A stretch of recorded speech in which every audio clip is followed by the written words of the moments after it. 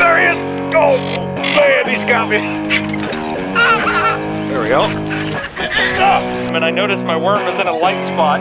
Oh, Mark's got one on over here too. How many marks on him? There's one. Yeah. Hooked up on the worm. 6-inch Cinco. I'm going for the buzzer beater, the BYS trout, 7.5 inches. Nice. Not too bad. Not too bad. Took it like a good one.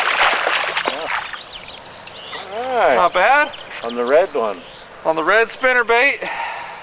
Little male, healed up lip. A little post-spawn little male here. Getting it started off this morning. Back out with Mark Lassagne, our buddy, the owner of Bass Angler Magazine. Editor, master chief of such things. No, Mark's, you're back out touring now, right? You're fishing a lot more tournaments right now, right? A lot more, yeah. Yeah, we're out doing it all the time now. Awesome. So we launched out of B&W today. We're out here fishing the Mokelumne River.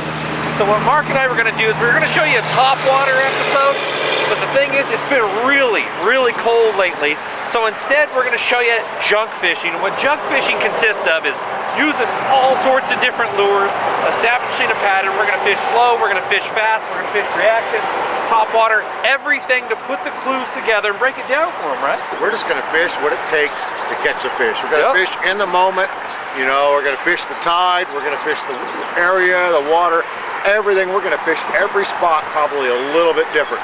Some spots are going to be crankbait spots, some are spinnerbait spots. You know, we may even have to slow down, throw a Cinco today. We're gonna throw some topwater. We're gonna kind of mix it up and throw a little bit of everything, figure out what it takes to catch them. I'm sure we're gonna throw a little punching in there today, and you know, sure we're gonna whack a couple of big ones. Oh yeah, that doesn't work. I'm gonna throw my shoe, but we're gonna go get some and start breaking it down for you. Not even a red spinnerbait. Don't need red. Don't need red all the time. It ain't big, but it's fun. Yeah. There we go. Yeah. Little post-spawn fish sitting out in the current. So I'll tell you one thing. You know, you're probably wondering why Mark and I possibly picked up the spinnerbait this morning. Well, it's, you know, we're getting close to June now, and you would think the water's not that cold, but you know, this water was up about 7-8 degrees but a month ago. And for this last week over here in the valley, we've had really cold night temperatures. As you can see, Mark and I'm wearing a sweater, Mark's wearing a sweater, he's got his pants on. That means it's cold this morning for this time of year. The sky was clear. Spinnerbaits excel in cold water. Post-spawn fish could be anywhere. So we're using a bait that's covering a lot of water to try to get the clues of where the fish are located first. Spinnerbait excels in that cold water. It's a good reaction bait, and they bite it when it tends to be cold, or they're a little bit lethargic at the same time. You can often get them to bite a spinnerbait. So I got the red on. Mark's got the chartreuse and white. So right now we're both running double willows. My blades are red. Mark's got a little gold, a little nickel in there. Gold happens to work well in the overcast. So, I mean, we got one on each bait. So we know they're biting a spinnerbait. What color they're biting better so far, we don't really know yet, but we'll figure that out. you know, also this time of year, there's a lot of fry garters out here. So there's all the fry and all the males are up guarding that. And a white and chartreuse or the red spinnerbait going next to these fish, a lot of times they'll just come out and grab it and, you know, really makes for a lot of fun. Usually don't get the big giant ones that way, but you can get some good ones, you know, some 3 or 4 pounders and really have a good time. So we'll see how many we can get of those. This is a good thing for that red crankbait too. Yeah. It's pretty grassy. A little bit, but I mean, it's got rocks, it's got a lot of crawfish. Let's try it. Big one, big one. See how many are in that hole since they're that size. Oh, on top too. Well, that one, you know, that one, he wasn't really sure what happened. He thought he was swimming next to his friend, I think. Came up to say hello, put his lips on him, ended up getting a hook in himself. Look at him sitting in the current of the boat.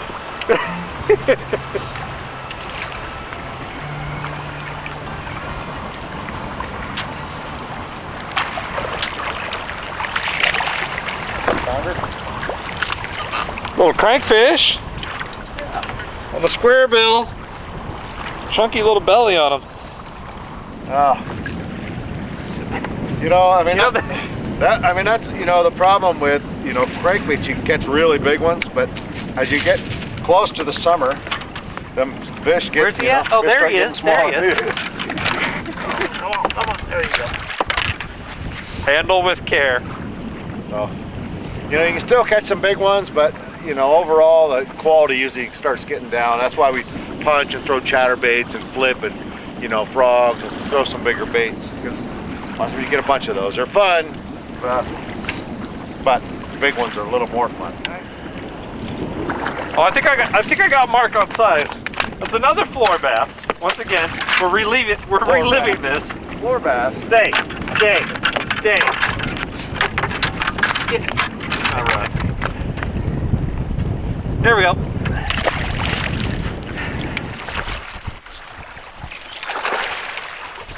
We hammered it.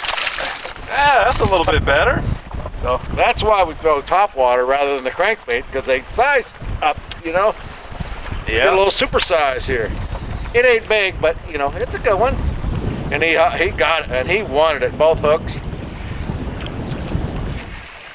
Yeah, 3-pounder. Yeah, not bad.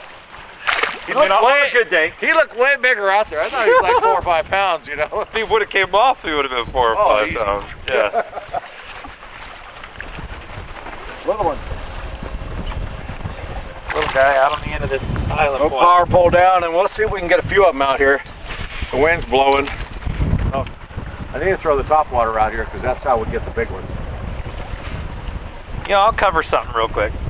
A lot of people see bass anglers pull up to the outside of these islands, and if you look where Mark and I are positioned, you may think this is deep, but we're sitting in 2.5 foot of water. I mean, the grass is coming up, so maybe it's 4 foot, but we're casting out to the end of this island right here. There's a ton of submerged vegetation you don't see. We can see dark spots in the water from our perspective. So there's fish out on this. The wind's blowing right at it. They can sit down behind this grass and actively feed right here. Don't always pull up and start throwing to the meat and potatoes. There's a lot of good active fish out on the ends of these things oftentimes. Chatterbait. Finally, one on the chatterbait. Yeah, not bad. Not bad. We're throwing a Rubens vibrator with a D-shad on the back. And you know, we lost one about 3 or 4 pounds, and we got this little 1 2-pounder. Yeah, not bad. Hooked up on the worm. I had to slow down just a little bit. But better fish. That's the best so far. Come on. Oh yeah. Yeah. A 6-inch Cinco. I mean, you can't beat the Cinco. Whenever it's tough, you know, you just throw it. 6-inch Cinco, wacky rig. That's basically an insurance rig. If somebody was wondering, it basically ensures that you catch a fish. And if that's not working, you might want to just think about packing up and heading home. The wacky rig Cinco, man. I mean, we're just throwing a grain pumpkin, wacky rig Cinco, river to sea tungsten nail weight, little Gamakatsu. You know, actually a big drop shot hook, so yeah, works really good. Usually get them in the boat. They eat the snot out of those things on the Delta. It's ridiculous. Just because the reaction bite is really not that good. We're getting a few, but not too many. I thought I'd just mix it up and try the Cinco just a little bit. Works. We'll see what happens. Hang with us, guys. We'll be right back. Oh, you heard they got weapons of big fish destruction? Well, you heard right. BWA Fishing Performance is the newest company hitting the U.S. market by storm. With some of the sickest swim baits around and non-cookie cutter style lures that you could ever get your hands on. It's time to show these fish something new. Visit bwa.com. Attention all anglers, it's time to start displaying your weapons of big fish destruction in style. With the coolest rod racks to ever to hit the market, the 916 Rod Rack. Don't be caught slipping stacking your expensive gear in the corner. Treat those babies with the love that they deserve. From upright racks to ceiling mounts to wall mounts, they got you covered. So don't go wrong, guys. Get yourself a 916 Rod Rack. I'm taking these, bro. Attention Northern California anglers, have you been to Boat Country in Escalon? With one of the largest selections of welded aluminum fishing boats from Weldcraft, Lowe, and Hughescraft, chances are they've got the right fishing boat for you. And did I mention they have a full service center to take care of all your boating repair and maintenance needs? If you're a boat owner or just looking to become one, you owe it to yourself to check these guys out.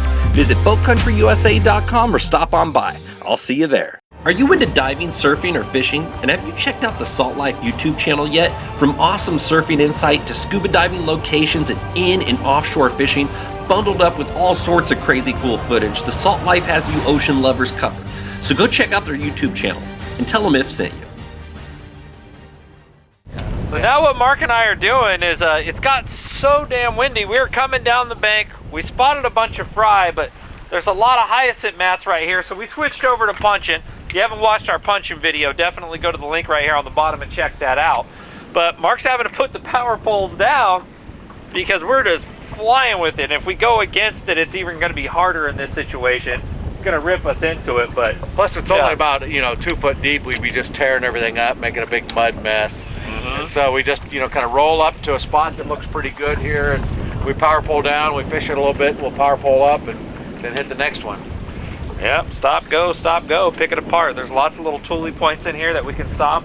Little sparse toolies out in the middle of these mats we can target. There's a flip-flop over there. I can pitch right in there and possibly get one off that sandal. Flip-flop sandal right there. Oh. I thought that was some new fishing term I haven't heard. Flip-flop is when there's hyacinth mat, there's something man-made, and some toolies. coming through. Hang it. Go get her, Mark. Go get her. Hang it. Yeah. There we go. Over here. Oh, big fat ones. We've been punching for a little while here. Well, we finally get one. It's a pretty good one. I mean, this is a fat one, like 3.5. Oh yeah. Nice. Real chunky. Yep. Never even felt a bite. Just all of a sudden felt weird, so I set the hook, and there he was. He's hooked good.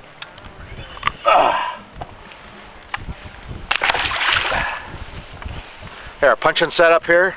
Akuma TCS 711 extra heavy rod using 65-pound braid, 1 ounce tungsten weight, and a Gamakatsu extra heavy wire hook.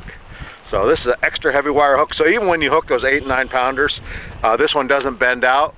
They have the heavy wire hook that sometimes it really works good, but sometimes when you get those big giant ones in this stuff, it'll bend the hook out. So this one works good. Oh, he's up. Gotta get him over the stump. Here he comes. He was way back in there. Yeah, he was.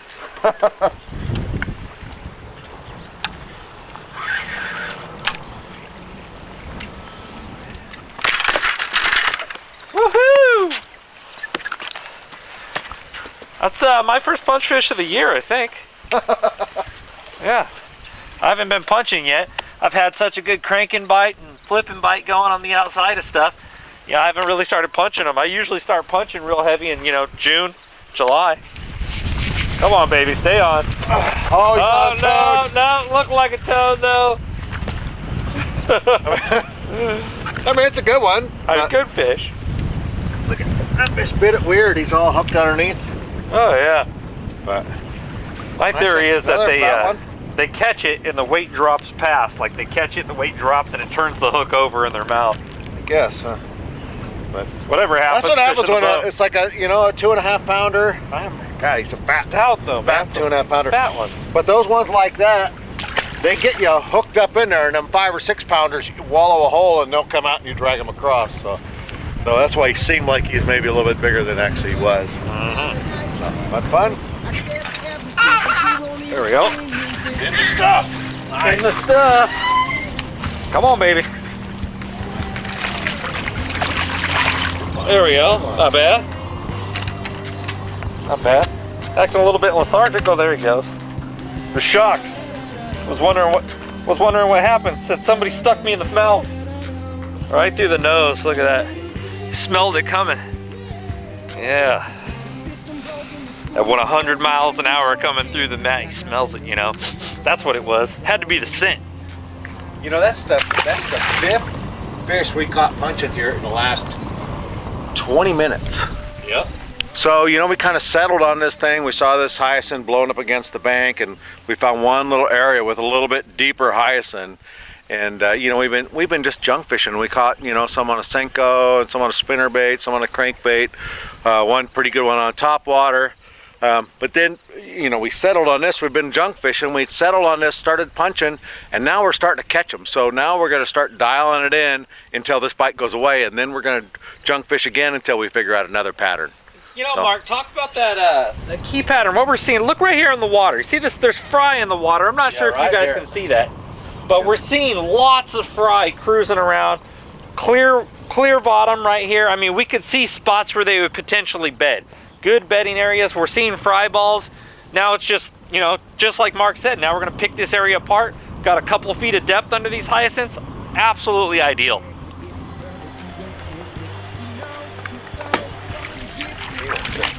He was there. He was there. He was so little, I hardly felt him bite.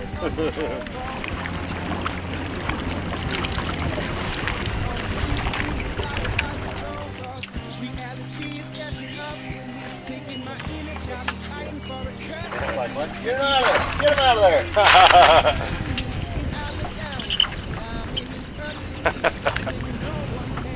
Not big, but it's another punch fish. I'll take it. Been a little while. We had to wait for the tide to go out and start coming back up. They're acting a little weird now. We're having to spend some time under there bobbing and up and down. Kind of like first thing this morning, they were biting really weird. We missed a bunch, couldn't catch them, and then hit that low tide window, and you know, really they started grabbing good, biting good. Yeah. And we caught, I don't know, 6 or 7, and then the tide ran out, and then they just pretty much quit biting. And now the tide's come up for about an hour or so, and now we're starting to get them to bite again. Mark just got bit, and then I just hooked up. You know, I was in the mat right there for probably 4 or 5 seconds before a fish actually grabbed it, which is a little bit different. Usually they grab it right away, but that's okay. Each day's different. Hang with us, guys. We'll be right back. Did you know that P-Line makes specialized lines for all your fishing needs, from the super strong abrasive resistant CXX or the low stretch super stealthy CX Premium? Or maybe you're looking for invisibility or super bite detection with P-Line's 100% fluorocarbon. No matter what your needs, P-Line's got it covered. To find out more, visit P-Line.com. P-Line, baby. Ever tried pulling a planer board next to your boat when trolling or fishing from a swift current bank? If not, you're missing out on one of the most phenomenal fish catching machines on the market today. With Yellowbird planer boards pulling your lines perpendicular to your boat, you can't help but catch more fish. Find out more by visiting www.yellowbirdproducts.com. Been thinking about trying out kayak fishing or already into it and just want some sick upgrades for your rig? It's time to check out the Headwaters Kayak Shop. Come pick the brains of their knowledgeable staff and make sure to ask about their awesome demo program to find the right kayak for you. Or stop in and rent one with Lodi Lake right down the street. The Headwaters Kayak Shop fits all your yakking needs. Tell them if sent ya. Have you been to rustylures.com? Did you know they offer free shipping on anything over $29.99? And with all the latest and greatest in bass fishing gear, from punching tackle, umbrella rigs, swim baits, and you name it, there's really no reason for you not to be getting the best deal online today. So go to www.rustylures.com. Did you ever wish for an RC boat when you were a kid? And do you have a passion for fishing? Well, guess what? It's time to do them both at the same time. With RCFishingWorld.com's RC Fishing Pole, it's time to be a kid again. So visit www.rcfishingworld.com today. He's in the stuff, and he's coming out. He was way back in there. Finally got one on the watermelon candy. Nice little fat. That's a girl. Yeah. I mean, I wasn't going to say anything about her weight until you did. Yeah. Huh? So. Yeah. Well, you know, this is a hyacinth mat, and it's got some pretty good water under it.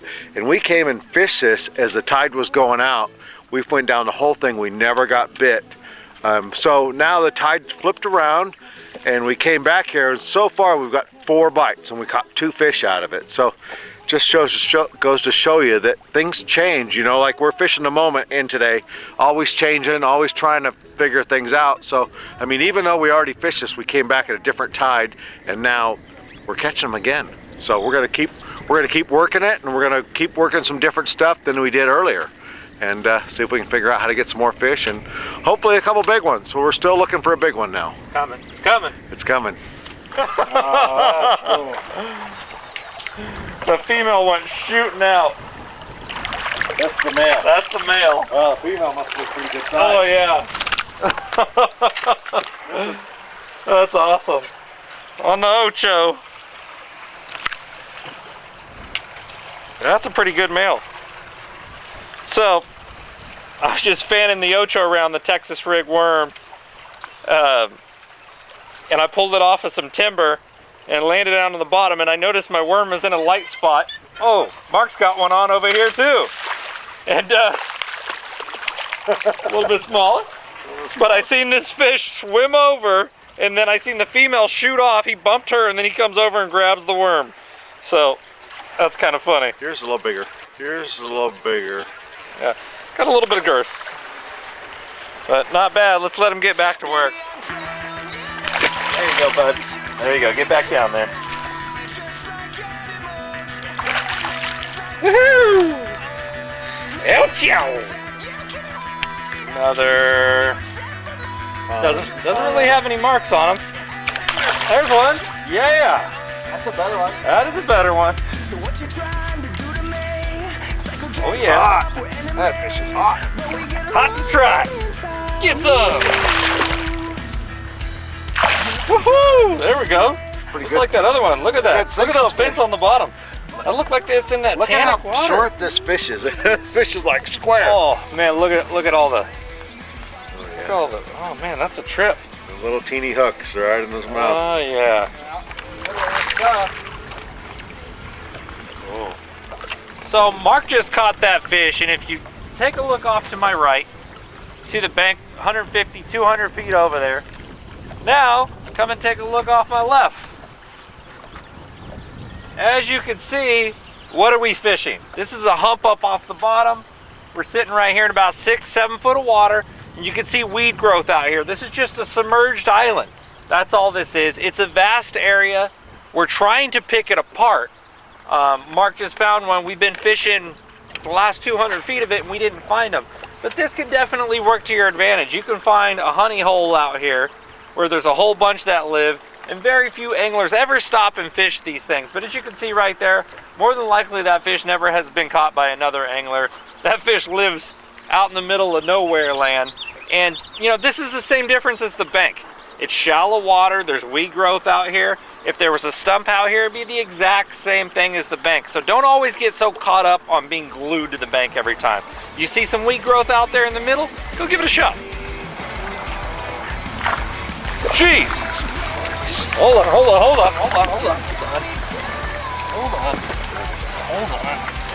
Whoa. Stay on, baby. Come on. Get in the boat. Yes! Woo! Yeah, you don't got small fish now, Mark. Yeah! Spinnerbait on it. Turn. Whoa. Look at there. Yeah, it's a little girl. Sure you want to lift that on 20 pound? Even those little ones are fat. That last one, most people probably thought it was maybe, 4 to 5 ounces, and not the 3.5 pounds like it was. Oh, he looked real good. He's a good fish, but he looked real good. I thought he was like a 5-pounder. Yeah. Dude, look how porcely. So we're back and changing things up again. There wasn't a lot of hyacinth, so we kind of had to put the punch on the side just because there wasn't anything to punch. So the tide's coming up, the wind's blowing down the bank, so we decided to throw the Senko and a vibrator. So I'm throwing a Revenge 1/2 ounce vibrator with a swimming Senko on the back, kind of a brown, just looks like a crawfish going through the water. So, and they're starting to bite it. So, we found another way to catch them, keep fishing in the moment, and figuring out different ways to catch them.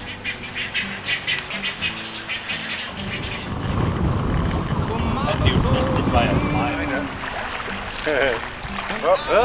There he went. Going for the buzzer beater, the BYS trout, 7.5 inches. Let's see what happens. Hopefully they'll eat it. I had one okay one come up and take a swat at it earlier. We just made a pass just now and had them swat at the top waters a couple times. They came on peg, but the fish seemed to be pretty aggressive, so hopefully they'll play ball. That looks like a good fish there. No, it's not. It was decent, but it was a really good bite. Not bad. He come up and just pounded it. Top water plopper fish. Top water, out in the main current. Just trying different things and trying to get them. Oh yeah.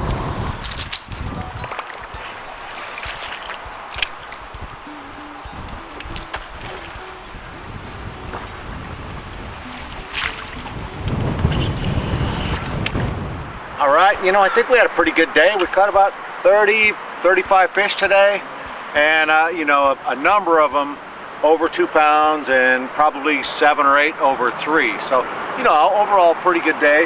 And the baits, the baits we were using, one of the baits we were using, I was using a 6-inch wacky rig green pumpkin Senko, just standard deal. I throw a big drop shot hook on it, and I put an O-ring on there, and then I use a tungsten nail weight inside. So we do it, just flutters down. These are nail weight, especially today because it was really windy. I throw that on a 7.6 Akuma. This is a flipping stick. I use 17-pound CXX P-Ine, 8-to-1 Helios reel. So that's the setup for that. Another bait we got a few fish on was the Revenge Vibrator. And this has a Yamamoto D-shad on it. You can tell it got a few bites, got a little tore up, but throw that. It's a little more of a subtle reaction. Sometimes we throw a swim Senko on the back, but this time I was throwing the D-shad on the back because it's a little more subtle. Really matches the bait fish. So we caught 3 or 4 on this, and I also threw a green pumpkin one of these and caught a few on that color also. So this bait, I throw it on a 7.3. This is actually a frog rod. I throw it on a 7.3 heavy Akuma Scott Martin rod with a Helios reel. The reason I throw it on this heavy rod with the 20-pound line is because these fish get in that stuff, and you really need to get them out with that chatterbait. Yeah, it's got that big single hook too, so that stout rod, that's not a problem. A big single heavy hook like that, you can bury it and hoist the fish out. You don't have to worry about it loading up and giving you a lot of cushion. Right, you know, if you're throwing a chatterbait in Oroville or Shasta or somewhere else, you're going to throw it on a medium heavy rod and really not this kind of rod. Yeah, this is the Delta, it's a whole nother game. Yeah, you know, we're horsing them in. So, you know, another bait that we had a lot of fun with, we didn't catch a lot of fish on it, but we got some good quality fish on it. We had 2 huge fish at the end of the day. Mark had a 6+ and I had a 6+. Both hook up and miss. So it's just, you know, that's the way the cookie crumbles sometimes. That's the way it is. That's the way it is with Topwater. We still got some good ones on that. Yeah, we caught, you know, we caught 3 or 4 good ones on this. I don't think I caught a couple little teeny ones, but most of the ones were around 3 pounds on this bait here on the Whopper Plopper. So on you know, kind of the perch color. I throw this one on a 7.5. This is the same flipping stick I throw on my Senko, but this one has a kind of a light tip, and we're in a Delta, so I'm throwing it on pretty heavy stuff. 20-pound line, 8-to-1 Helios reel. So, and probably the best bite we had today was punching. You know, well, one of, you know, my favorite way to fish here on the Delta, and for my punching setup, I'm throwing a 7'11" rod, extra heavy. So this thing is this is really a stout rod. You know, I mean, this thing, when you put the wood to them, it sticks them. I'm throwing 65-pound braid, a 1-ounce tungsten weight with a bobber stopper, tying a snell knot, and then we're throwing a flapping hog through 2 different color flapping hogs. This is kind of like I think it's called mowed grass. It's purple and green, and then also through a green pumpkin red. They seem to bite the green pumpkin red earlier this morning. Later on in the day, they seem to bite this one pretty good.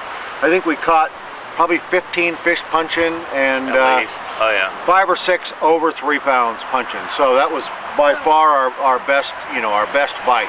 Yeah, you know, I think a lot of people get this misconception that punching, you're only going to get a few fish, but real big fish. I mean, that was our most consistent pattern. We caught more fish punching because we were getting more bites. You're not necessarily always catching giant fish. It happens to be that you do tend to catch a lot of giant fish punching, but that's not how we got any big ones today as punching, although it could have happened in any particular punch. But we still got good numbers on that and good quality fish. So don't think it's a big giant game only, because you can get some quality exactly. Ones. You know, I mean, and really the punch bite wasn't that good. I bet we got 25 bites punching, and we missed a bunch of them. You know, I'm sure there were some little ones, but there was quite a few that we missed, that hit the bait and that we missed. And you know, that's kind of the nature of the beast punching. It's kind of like Topwater. They'll swipe at it, you'll miss them. You know, you can't see them under the mat, and you're going through all this stuff, so it's a little bit difficult. But you know, we're covering a lot of water punching. You know, we're not really picking something apart. We're covering, you know, we're covering like every 4 feet.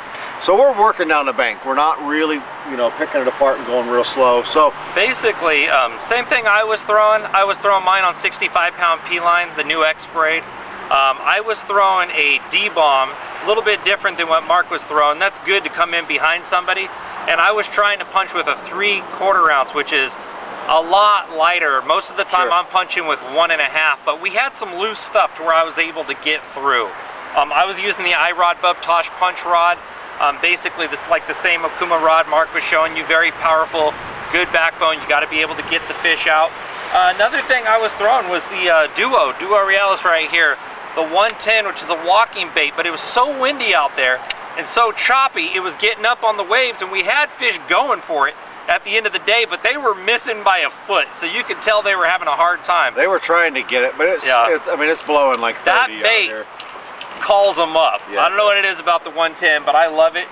Towards the end of the day, I said I was swinging for a home run. I threw the BYS trout, the 7.5.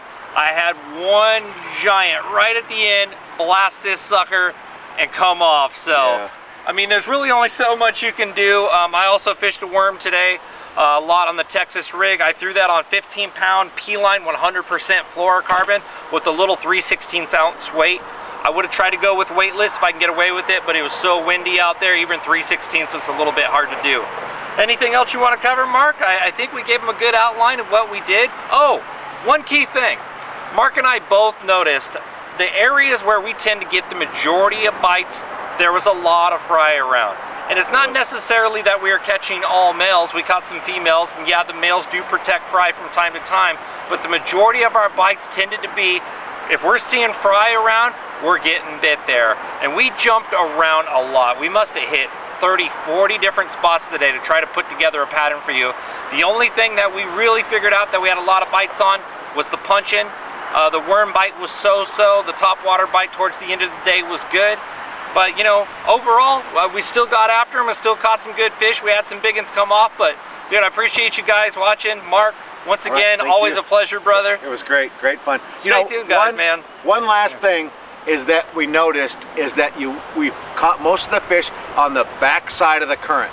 You had a point, the current rolled around. They weren't in front like they're feeding real hard. They were in the back like they're recovering, you know, from the spawn. Yeah, so sitting out of it. That was next one to thing it, but out of it. Right. Yeah. Right. All right, guys. InformativeFisherman.com, Bass Angler Magazine. If you're not a subscriber to Bass Angler Magazine, you should be, right? Oh, you should be. You know what? We just have a ton of great information. We have a whole different platform than the other magazines. We give you 30 articles in every issue, articles by the pros. I mean, we work it down, you know, to really help you catch more fish. Check this out. That's our goal. I teach people, you guys are watching my show right now. I read this. I learn stuff from this all the time. I don't come up with the majority of this off my head. I'm learning it from other pros at the same time. Mark's people, Mark does a heck of a job getting all that literature in there for you guys. All right, I think we got them squared away this time. This is like my third exit here, but appreciate you guys watching. We'll see you next time. Best of fishing. All right, take care.